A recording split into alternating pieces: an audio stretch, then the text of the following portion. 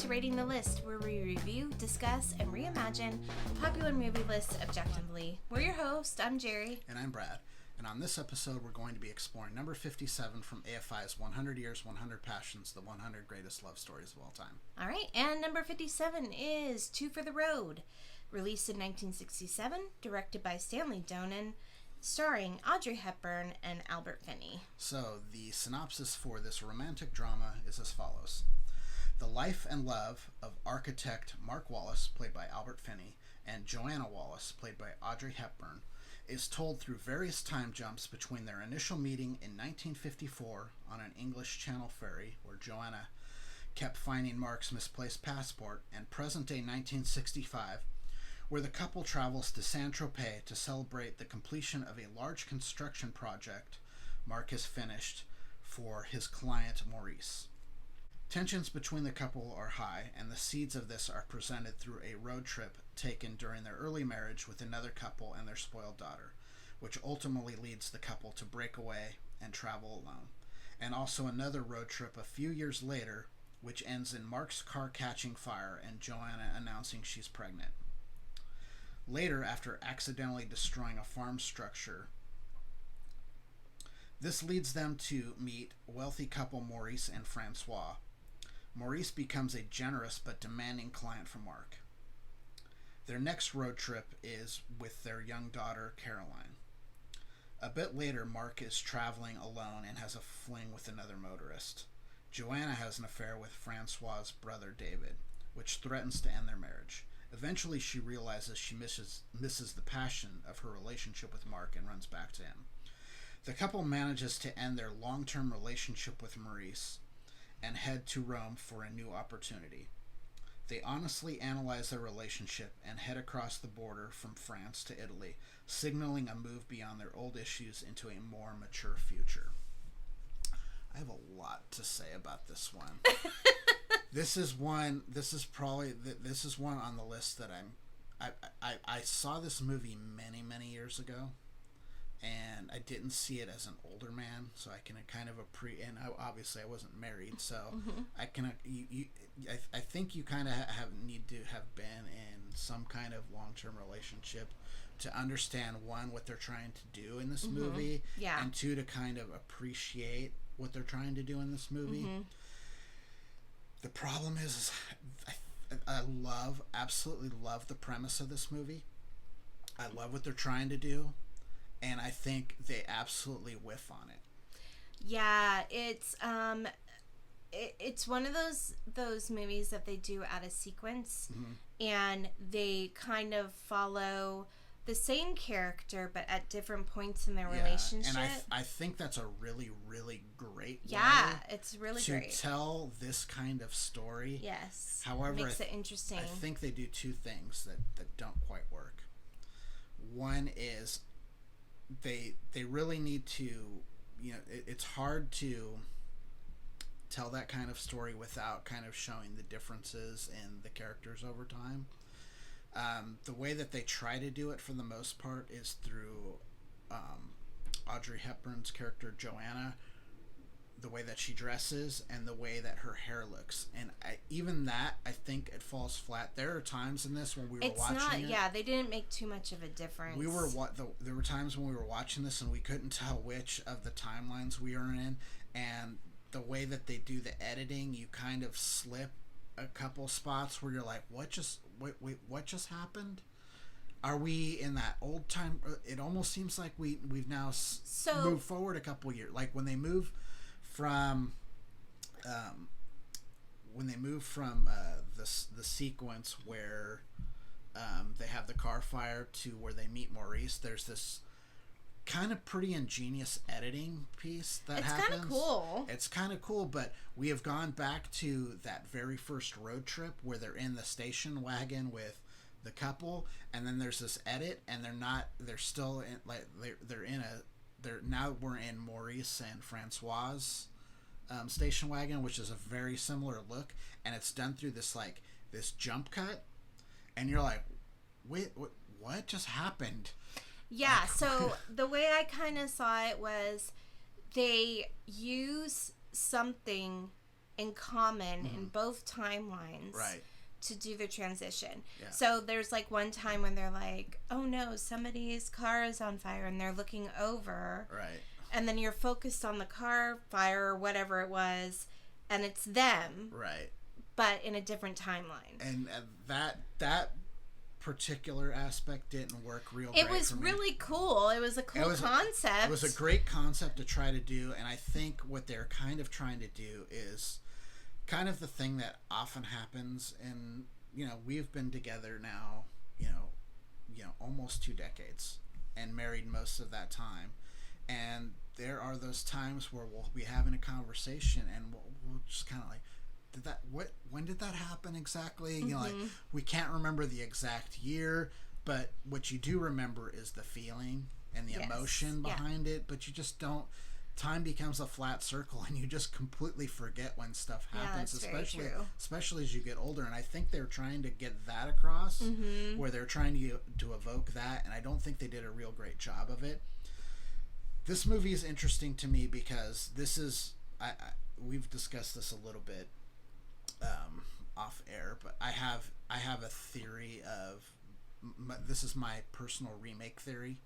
My personal remake theory is a movie is primed for a remake if you have a really, really interesting story concept, but it's not executed well, and it's a story that lends itself to be updated if necessary. Yeah. I think this one checks all kinds of boxes for me. I think it could be definitely remade. It would be cool to have like an Emma Stone and a Ryan Gosling, who already like have chemistry that you could do like there's so many remake possibilities for this. So there's one, you could just do a straight remake of this and still set it in between 1954 and 1965.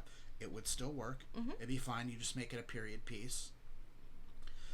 You could do it 60s, 70s. You could do it 70s, 80s. You could do it 80s, 90s, 90s, 2000s, 2010s. You could do all of those things, and it would absolutely work because the basis of the story is to show two people who met and were in a different place in their life, fall in love, go through the minutia of life, and then hit this point in their relationship where they don't know if they're going to stay together because things have happened. They've had a child, they've grown apart, they've both had they both stepped outside of their marriage. There are legitimate reasons for them not to stay married anymore. Right.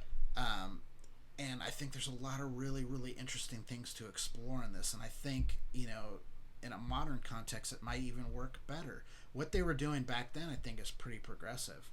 I think it's really progressive to show her having the really serious affair.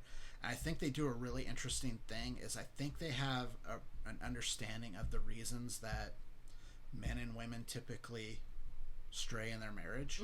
And I think they attack them appropriately. Like, she has gotten to the point where she feels real distant from him, and there's not an emotional connection, and she's not feeling loved, and she connects with this guy, and he's providing all those things for her that she's not getting, and she gets into a serious, emotionally drawn affair, whereas he gets into, and the way that it's presented, and maybe this is just my headcanon, this is not the first time he's done this. No.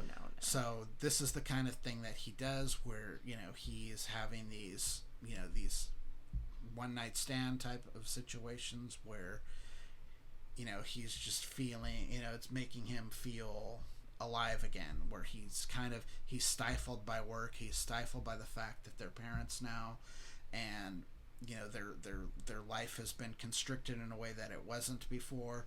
They used to travel for fun, which is how they met. Now it seems like the only time he's in the car is for work. Yeah. So I think they do a real good job of that aspect of it. I for sure would love to watch a remake. Yes. I found this movie extremely boring. They did not have great chemistry together. I didn't think. No. the differences in the timelines, at least if you did something like you're saying, either in the 2000s or 80s, 90s, at least you could make like a clothing change difference.